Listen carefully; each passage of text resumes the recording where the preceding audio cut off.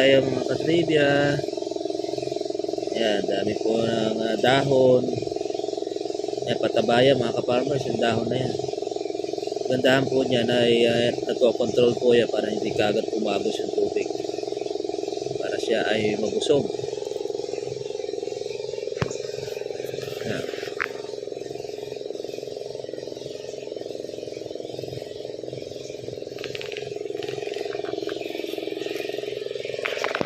Ilipat na po natin. Sagsag na ang ating tubig para doon naman sa ating tubig. Kaya mga ka-farmers, maginhawa po tubigan ng kalamansi basta mayroon daanan ng tubig o yung kanan.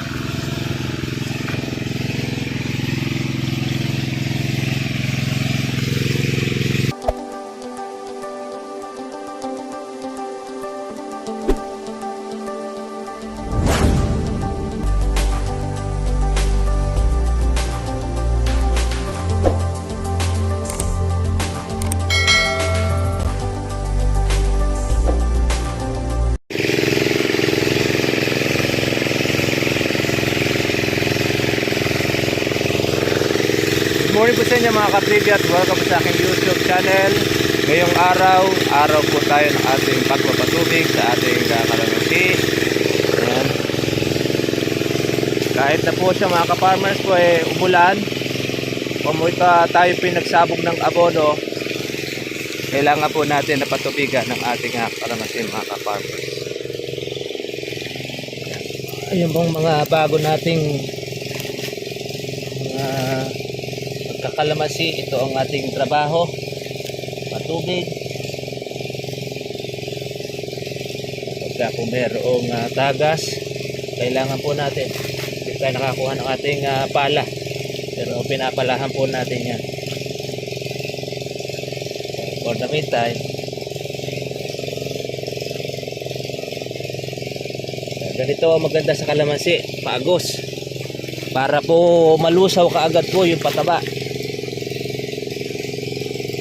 Lalo na pagka ang pataba ninyo ay matagal malusaw, kailangan ganito ang pagpapatubig. Tanan niya, wala na po yung damo niya. Oh.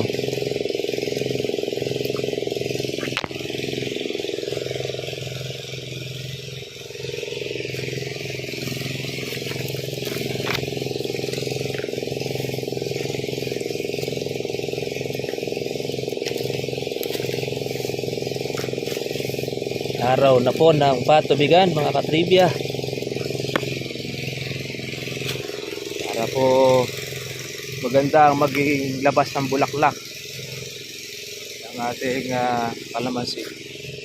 Hindi po kasi siya mamumulaklak kapag po hindi po mabigla po ng ating pagpapatubig.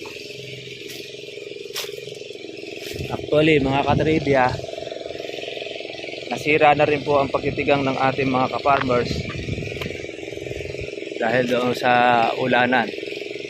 Kaya ngayon, kailangan na po natin sundan ng ating pong tipil or patubig.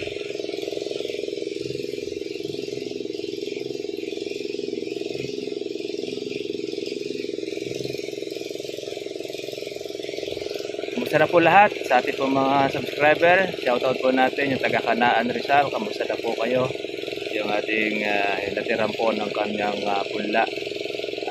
Pagka po ganito pong mainit ang panahon, regular po ang pagkapatubig po ninyo pagka ganitong paagos, every 10 days or mahigit isang linggo ang paraan. Kasi pagka nag-aaraw po at nag-iinit, mabilis pong matuyo ang lupa. Lalo na kapag po bata ang kalamansi, bilad na bilad po sa araw yan, kaya madali kagad na makuha po noong araw po ang tubig. Dito sa ating kalamansi, eto hindi naman dahil meron siyang gilid, hindi siya kagad nawawala.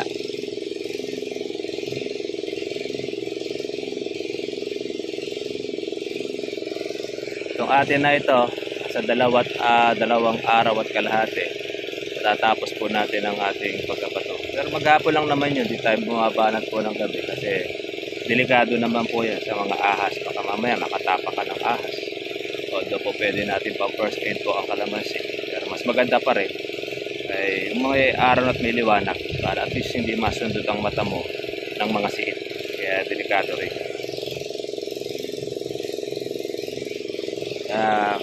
Magandang kwan po sa inyo mga katribya, magandang umaga, magandang gabi, anumang oras dumating po ang ating vlog.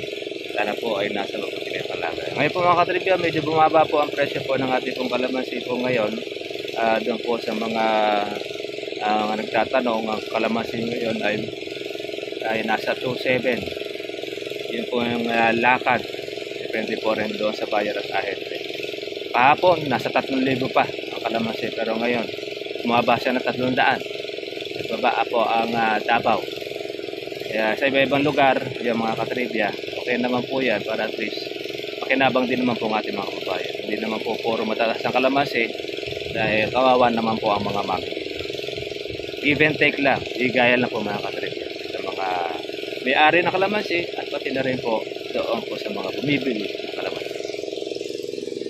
Yan, ito na po yung ating patubig.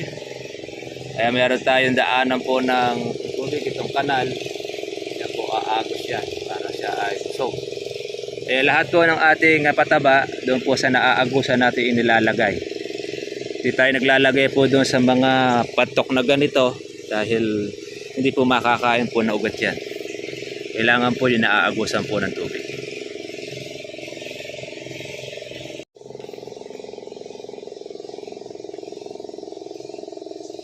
Tubig tayo mga katribya.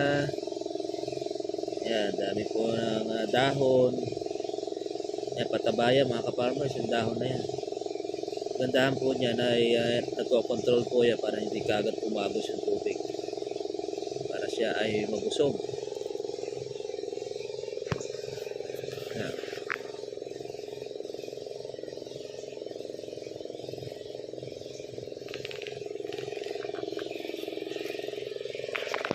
Ilipat na po natin. Sagsag na ang ating tubig para doon naman sa ating tubig. Kaya mga ka-farmers, pag ginhawa pong tubigan ng kalamansi, basta klero on daanan ng tubig o yung kanal.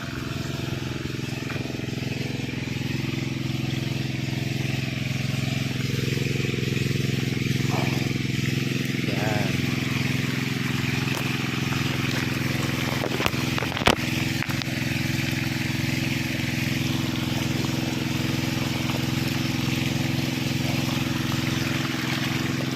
Naagos na po yan pababa. Yan.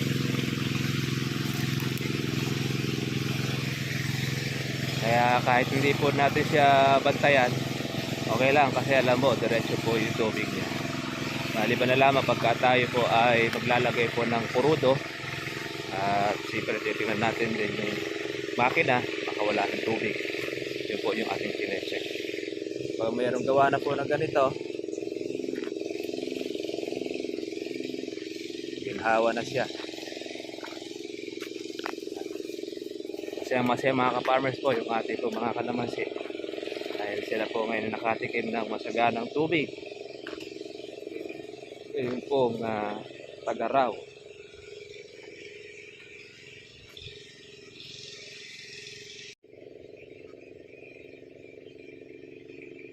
Lumalaki-laki na mga ka-farmers po yung ating mga bukong, mga maliliit na nakaraan pong bumulaklak.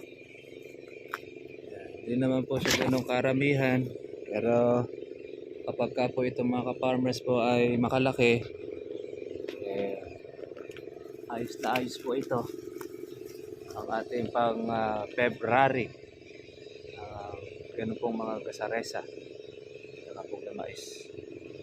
Ito makukuha na po iba dyan. Gusto natin mas malaki by March. Tagal-tagal po tayo mga ka-farmers po ng pagpapatubig. Medyo mainit po tayo kaya habang tayo nagtutubig, gusto po tayo sa ating ilalim. Tatanggal naman po tayo mga ka-farmers po ng ating mga baging po ng mga maliliit. Although tagal na po tayo rito hindi po nakakapag-herbicide dahil maliliit pa naman po yung ating damo. Tayo na lang po natin po yung mga bagong tubo sa pagkapatubig natin ito. tutubo sila, follow up na lang po natin ang ating herbicide, mga katribya. So hanggang dito lang po muna po at monitor lang po tayo. Ang ating pong pagkapatubig medyo matagal ito dahil ang lupa kahit po siya ay nabasa ay kumubasal po sa pagkapatubig.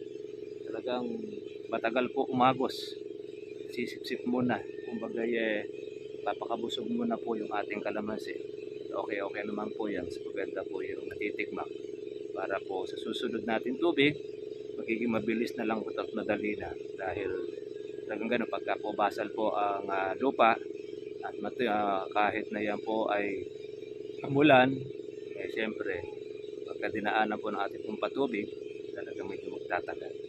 So, ang importante, kailangan po natin dyan mga farmers, ay continuous na po ngayon tagalang ng ating pong patubig ng ating kalamansi.